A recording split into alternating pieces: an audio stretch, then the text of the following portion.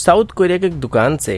चोरी करने की वजह से 2 पाकिस्तानी डिप्लोमेट को भी अरेस्ट किया गया है। यूके की तरफ से अभी भारत के साथ मिलकर इंडियन ओशन रीजन में डिप्लॉयमेंट करने के लिए अपने क्वीन एलिजाबेथ क्लास के एयरक्राफ्ट कैरियर को भेजने का फैसला किया गया है। इंडियन एयरफोर्स का नाम लेके कुछ लोग सोशल मीडिया में कंट्रोवर्सी फैलाने के बाद और खुद को इंडियन एयरफोर्स के ऑफिसर होने का दावा करने के बाद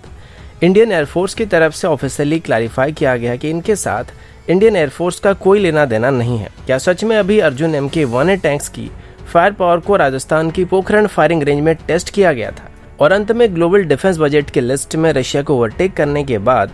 भारत अभी नंबर 3 पोजीशन को हासिल कर चुका है। ऐसे ही कुछ और खबरों के बारे में हम आज की वीडियो में बात करने वाले हैं। नमस्कार दोस्तों, मेरा नाम है अंशुमन नायक और आप सभी का बहुत बहुत स्वागत है इंडियन डिफेंस न्यूज के डिफेंस टॉक सीरीज में, जहां पर हम रोज नए डिफेंस अपडेट्स के बारे में बात करते हैं। तो चलिए देर न करते हुए आज की वीडियो शुरू करते हैं। आज की पहली अपडेट कुछ मजेदार खबरों से शुरू करते हैं। तो कोरियन मीडिया की तरफ से पब्लिश किए गए कुछ रिपोर्ट के मुताबिक सियोल में अभी कुछ पाकिस्तानी डिप्लोमेट्स को चोरी करते हुए पकड़ा गया था और ये सभी साउथ कोरिया में मौजूद पाकिस्तान के एम्बेसी में काम कर रहे थे और अभी सियोल की एक दुकान से इनको रंगे हाथों चोरी करते हुए पकड़ा गया था। साउथ कोरिया की पुलिस की तरफ से दिए गए स्टेटमेंट के मुताबिक ये चोरी साउथ कोरिया की युंगसान डिस्ट्रिक्ट में मौजूद एक दुकान से किया गया था और आपको जानकर हैरानी होगी कि जो चोरी किया गया था वो कोई बहुत बड़ी रकम की नहीं की गई थी। पुलिस की तरफ से दिए गए स्टेटमेंट के मुताबिक और सीसीटीवी फुटेज में मिली एविडेंस के मुताबिक पाकिस्तानी डिप्लोमेट्स की तरफ से 2 चीजें चुराई गई थी, जिसमें से एक टोपी था जिसका कीमत लगभग $10 के आसपास था और एक चॉकलेट पैक था जिसकी कीमत लगभग $1.5 या उससे थोड़ा ज्यादा था। तो कुल मिलाकर $12 से भी कम कीमत की चीजें चुराने की कोशिश की गई थी। अब जैसे कि ये पाकिस्तान के ऑफिशियल डिप्लोमेट्स थे तो उन पर कोई केस वहां पे दर्ज नहीं किया गया और इसको वहीं पर ही म्यूचुअल कर दिया गया था और साथ ही जो दुकान का मालिक था वो भी इन पर केस करना नहीं चाहता था, क्योंकि पकड़े जाने के बाद पाकिस्तानी डिप्लोमेट्स के जो दोस्त लोग थे उन्होंने पैसे वहां पे दे दिए थे और इसी वजह से इस बात को वहीं पर खत्म कर दिया गया था। अगला अपडेट यूके की एयरक्राफ्ट कैरियर को लेके। अगर आपको याद होगा तो पिछले साल यूके की तरफ से ये ऑफिशियली अनाउंस किया गया था जब उनकी एयरक्राफ्ट कैरियर ऑपरेशनल होगा तो उसे भारत के साथ मिलकर इंडियन ओशन रीजन में जॉइंट मिशन के लिए डिप्लॉय किया जाएगा और धीरे धीरे इंडो पैसिफिक रीजन में यूके की तरफ से और सभी यूरोपियन नेशन की तरफ से इंटरेस्ट दिखाना शुरू किया जा रहा है, जो कि मेनली चाइनीज इन्फ्लुएंस को काउंटर करने के लिए किया जा रहा है। अभी यूके की तरफ से बताया गया कि उनकी क्वीन एलिजाबेथ एयरक्राफ्ट के स्ट्राइक ग्रुप को अभी भारत, जापान, साउथ कोरिया और सिंगापुर जैसे देशों की विजिट पर भेजने का फैसला किया गया है, जो कि एक तरीके से डिप्लोमेटिक और मिलिट्री रिलेशन को मजबूत करने में मदद करने वाले हैं। साथ ही इसी दौरान इंडो पैसिफिक रीजन को सेफ रखने की भी कोशिश किया जा रहा है और इसमें यूके की तरफ से भारत के साथ मिलकर ऑपरेट किया जाएगा। इस कैरियर स्ट्राइक ग्रुप में अभी HMS क्वीन एलिजाबेथ के साथ साथ 2 टाइप 45 क्लास की डिस्ट्रॉयर HMS डिफेंडर और HMS diamond, 2 type 23 anti submarine frigate HMS Kent और HMS रिचमंड और 2 सपोर्ट शिप भी मौजूद है। इसके अलावा HMS क्वीन एलिजाबेथ में F-35B एयरक्राफ्ट के साथ साथ wild cat maritime attack helicopter, Merlin MK-2 anti submarine और एयरबोर्न अर्ली वार्निंग हेलीकॉप्टर्स और मर्लिन MK-4 कमांडो हेलीकॉप्टर भी मौजूद रहने वाले हैं। और इसी दौरान आगे चल के भारत और यूके की नेवीज के बीच भी एक जॉइंट एक्सरसाइज को करने का भी एम रखा गया है। अगला अपडेट इंडियन एयरफोर्स को लेके। तो ट्विटर में एक अकाउंट था जिसका नाम वीर रंधावा था और ये खुद को इंडियन एयरफोर्स के ऑफिसर बता रहे थे, लेकिन हाल ही में ही इनको लेके कुछ कंट्रोवर्सी चालू हो गया था और कुछ जर्नलिस्ट के साथ इनके पंगे हो गए थे। अब नॉर्मली आपने देखा होगा ट्विटर में या किसी भी सोशल मीडिया प्लेटफॉर्म में डिबेट के नाम पे फाइट होता रहता है और अगर 2 लोगों की विचारधारा आपस में मेल नहीं खाती है तो हर कोई एक दूसरे को गलत बताने की कोशिश करता है और खुद को सही बताने की कोशिश करता है। तो इसी बीच ये मामला थोड़ा गर्म हो गया, लेकिन छानबीन करने के बाद अभी पता लगा है कि जो अकाउंट खुद को इंडियन एयरफोर्स के ऑफिसर क्लेम कर रहे थे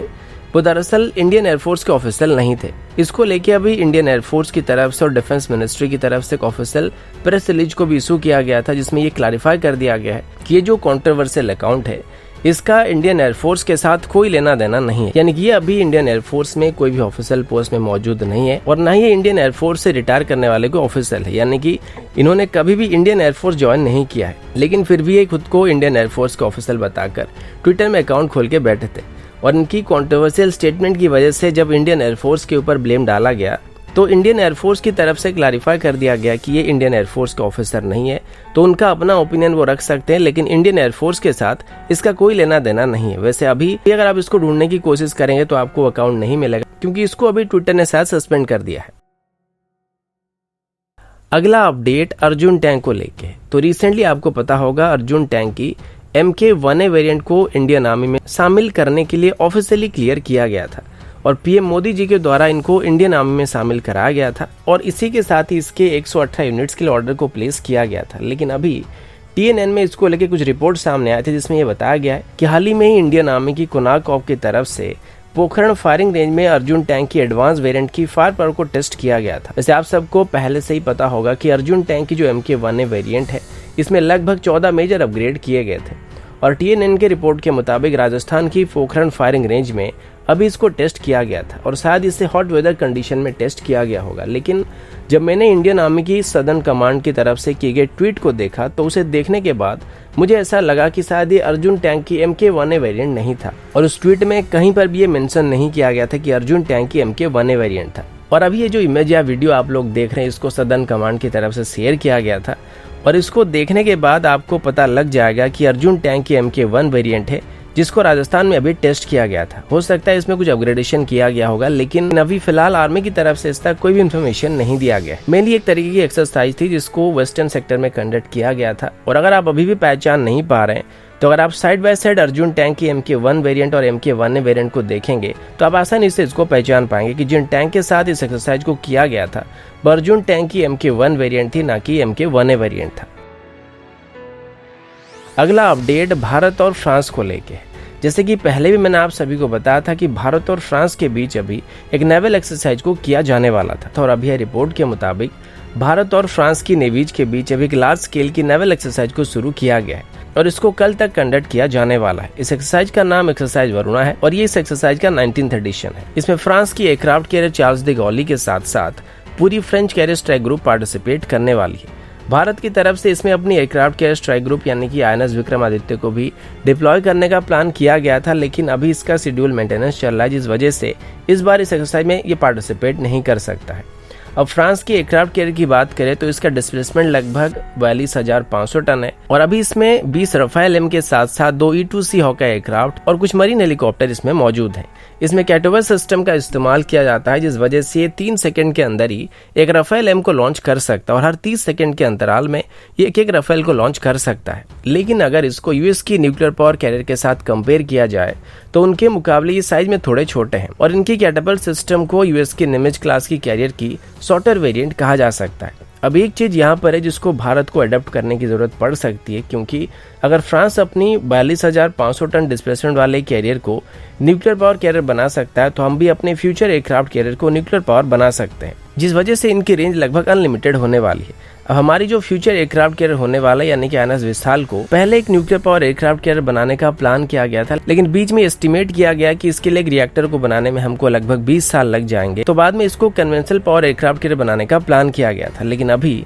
फिर से इसकी स्केड्यूल को थोड़ा पीछे किया जा रहा है और अभी बैबा एटॉमिक रिसर्च सेंटर की तरफ से हमारे न्यूक्लियर पावर सबमरीन के लिए भी बड़े साइज की रिएक्टर को बनाना शुरू किया जा रहा है जिस वजह से वो आगे चल के इसके लिए रिएक्टर को बना सकते हैं। तो अगर यहाँ पर INS विशाल की कंस्ट्रक्शन को और डिले किया जाता है तो मेरे हिसाब से आगे चल के इसको एक बार फिर से न्यूक्लियर पावर एयरक्राफ्ट कैरियर में कन्वर्ट करने की कोशिश किया जा सकता है। अगला अपडेट डिफेंस बजट को लेके और अभी हम किसी स्पेसिफिक देश के बारे में नहीं बल्कि ग्लोबल डिफेंस बजट के बारे में बात करने वाले हैं। तो सिब्री की तरफ से पब्लिश किए गए लेटेस्ट रिपोर्ट के मुताबिक 2020 में ग्लोबल डिफेंस बजट में काफी इंक्रीज नोटिस किया गया है जो कि कुल मिलाकर $1.981 ट्रिलियन को पार कर चुकी है और इस लिस्ट में United state, China, India, Russia और यूके लीड कर रहे हैं। सबसे मजे की बात तो ये कि इसमें अभी लगभग 2.6% का इंक्रीज नोटिस किया गया था जो कि एक ऐसे सिचुएशन में नोटिस किया गया था जिसमें पूरे दुनिया भर की इकोनॉमी डाउन था यानी कि हर एक सेक्टर में बिजनेस डाउन चल रही थी और GDP नीचे जा रही थी। लेकिन फिर भी इस बार डिफेंस बजट में इंक्रीज नोटिस किया गया है और 2009 के बाद पहली बार इसमें इतना बड़ा हाइक नोटिस किया गया है। वैसे अगर वर्ल्ड डिफेंस बजट की बात करें तो इसमें मेनली 5 देश टोटल बजट की लगभग 60 to 65% के आसपास कवर कर लेते हैं और इसमें यूनाइटेड स्टेट की डिफेंस बजट सबसे ज्यादा होती है और डिफेंस बजट के मामले में इस साल US की तरफ से लगभग $778 बिलियन को इन्वेस्ट किया गया था। इसके बाद चाइना है जो कि $252 बिलियन के साथ दूसरे नंबर पे है। इसके बाद भारत है जो कि $72 बिलियन के साथ थर्ड पोजीशन में मौजूद है और इसके बाद रशिया और यूके जो कि $61.7 बिलियन और $59.8 बिलियन के साथ फोर्थ और फिफ्थ पोजीशन में मौजूद है। यानी कि ग्लोबल डिफेंस बजट की रेस में या ग्लोबल डिफेंस एक्सपेंडिचर की रेस में भारत अभी रशिया को पीछे छोड़ के तीसरे पोजीशन को हासिल कर चुका है। और इस बार की जो डिफेंस बजट में हाइक नोटिस किया गया है, इसमें चाइना की तरफ से बहुत बड़ा योगदान है, क्योंकि भारत और अपने सभी बाकी पड़ोसी देशों के साथ पंगे लेने की वजह से सभी अपने अपने डिफेंस को मजबूत करने की कोशिश कर रहे थे। और स्पेशली भारत की तरफ से इस बार चाइना को काउंटर करने के लिए अपने डिफेंस सेक्टर में काफी इन्वेस्टमेंट किया गया है और इसी वजह से भारत के डिफेंस बजट में अभी काफी इंक्रीज नोटिस किया गया है। तो दोस्तों, अभी के लिए इतना ही। मिलता हूँ आपसे अगले वीडियो में, तब तक के लिए जय हिंद, वंदे मातरम।